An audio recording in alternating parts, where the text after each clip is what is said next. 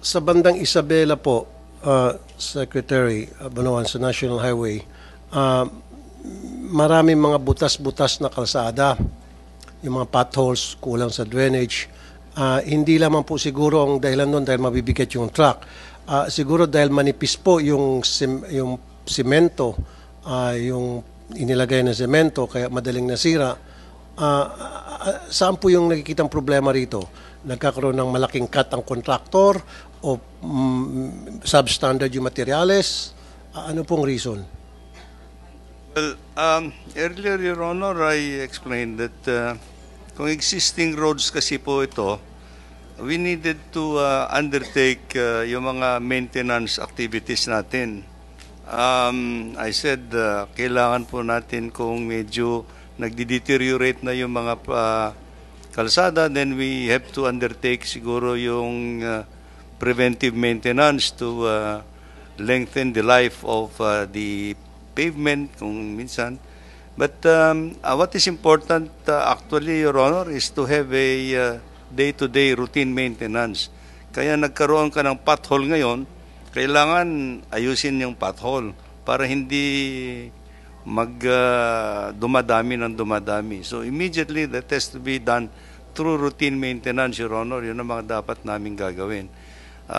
Admittedly, Your Honor, there has been for several years, medyo kulang-kulang ng budget namin for the routine maintenance program na ginagawa, as I understand, Your Honor. Kulang po sa budget. Kanina po kasi narinig ko yung sinabi ni Senator J.V. Ejercito na meron pa pong mga kalsada na okay pag ginigiba na para pagpeperahan. Pero dito pala sa inyo, meron kayong mga kalsada na hindi na may maintain. Opo. Kulang sa budget. Yes. Saan po yung budget na yan? Saan po nakalinya? Again, Your Honor, in 2023, yung para sa routine maintenance fund that we have requested is about 14.6 billion. 14.6 billion yung routine maintenance fund that we have included in our national expenditure program, but was released or included in the General Appropriations Act is 1.8 billion, Your Honor. Okay. Medyo, sige po. Ito pa po ang isang question ko po. And last year, na-brought up ko na po ito. Hanggang ngayon po ba, pinapayagan pa rin po yung subcontracting? Halimbawa, yung nagkaroon ng bidding para sa isang project, nanalo po yung si Contractor A. Ang ginagawa ni Contractor A, ibinibenta kay Contractor B. And then si Contractor B, sometimes ibinibenta pa kay Contractor C. So hanggang yan po siguro isang dahilan kaya numinipis yung kalsada dahil nagpapasapasahan. Is that being allowed still or siguro ihinto na po natin yung ganong klaseng practice, Secretary? there are specific guidelines on subcontracting, Your Honor, in implementation of projects. If I recall, actually, yung the extent of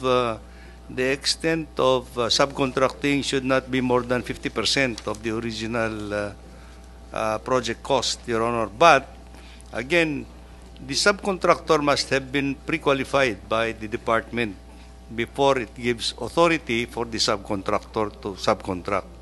Dapat to, it has to go through an evaluation kung po pwede siya mag-subcontract o hindi.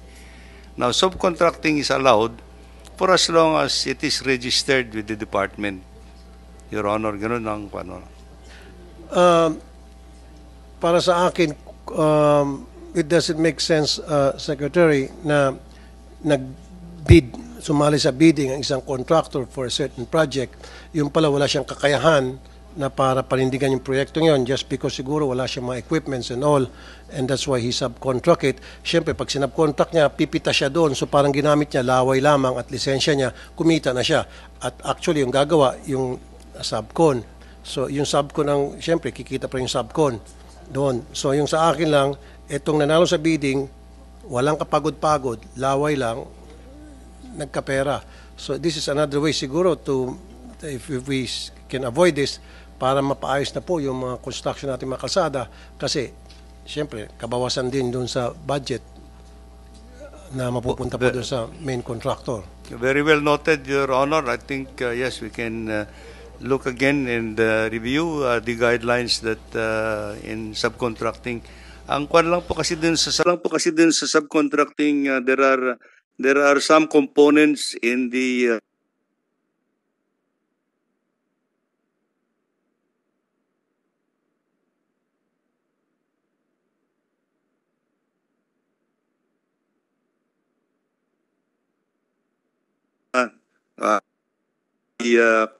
the good senator na yung gagawa of the major components, well, we'll have to revisit actually the policies, Your Honor. Okay. Last question naman po ito, Mr. Chair.